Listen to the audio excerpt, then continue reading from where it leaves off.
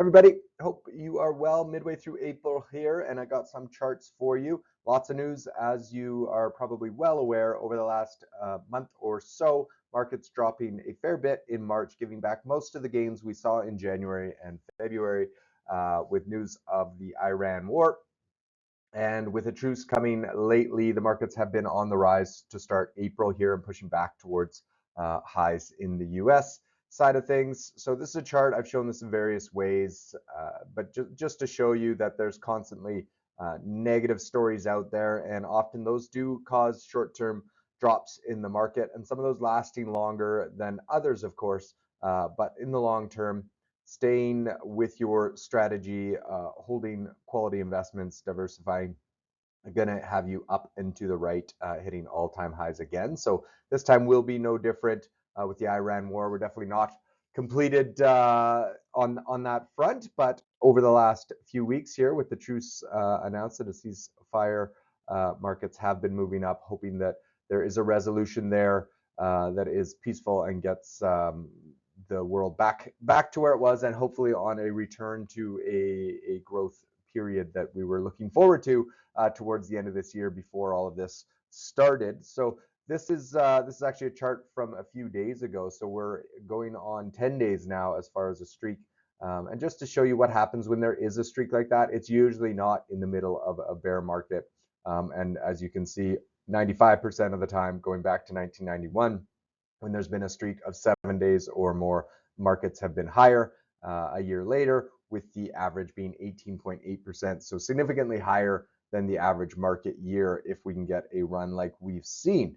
Of course, time will tell on that front. Here's just a chart we like to show, generally show monthly, just as a piece of interest. Of course, this isn't reflected every single year, but going back the last 75 years, this is what Aprils generally look like. So a little bit of weakness at the start, and then growth, and then a bit of a slower end to April.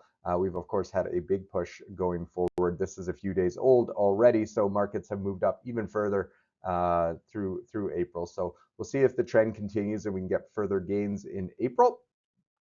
Chart here, I don't think I've shown this before, but I may have. But bull markets, you can see with the average here, and that red line being the 3-year mark. So basically showing that if there is a 3-year bull market, then it generally does get to 4 and potentially beyond that as we move forward. So we have hit in this year, you can see we're at 3.2 years there.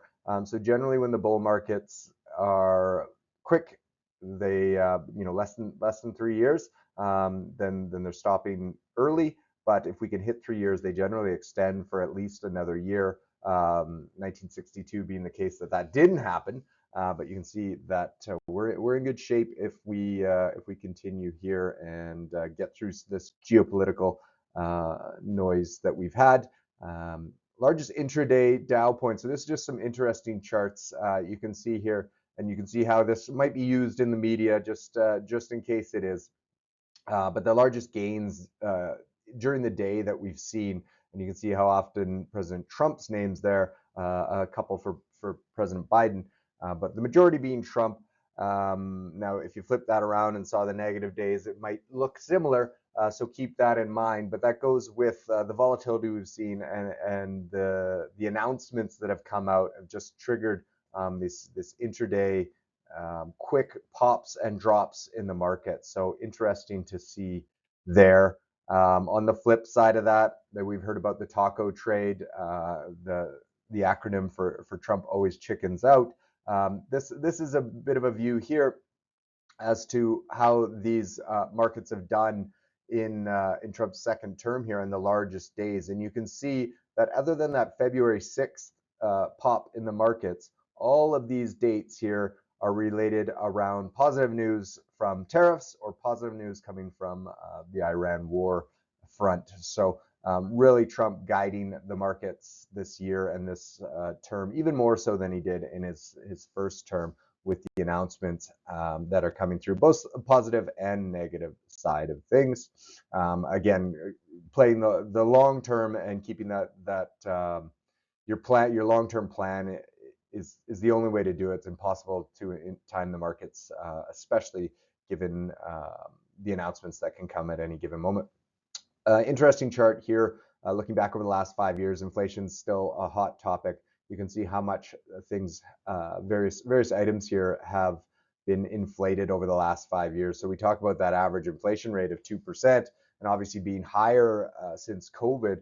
But look at a pound of coffee now, 106% higher than it was just 5 years ago. So some things, of course, not as high, and so it's not like everything is trending in this direction, but very tough for governments, federal reserves, government, Bank of Canada, that sort of thing, to keep these inflation rates low, especially when you get things like we've seen popping up the price of a barrel of oil.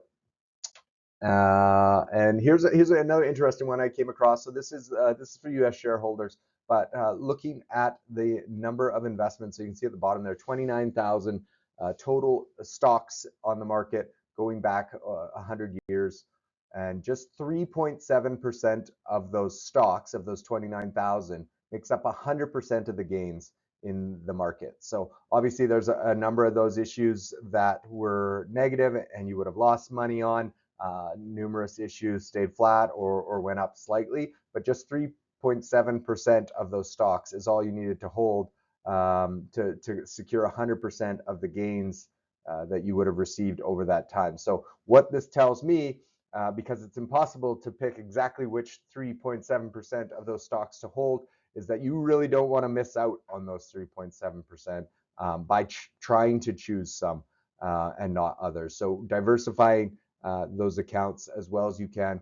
And this is, again, just in the US. You can also look, diversify in Canada, diversify globally, diversify into different asset classes that aren't stock related. Is going to smooth out that return and really help. So just a key there on diversification, which we stress at all times, but especially now with the uncertainty in the US. So give me a shout if you'd like to set up a meeting, go through your accounts, look at some financial planning, and otherwise we will see you in a couple of weeks. I'll put out some more charts. Thanks. Take care.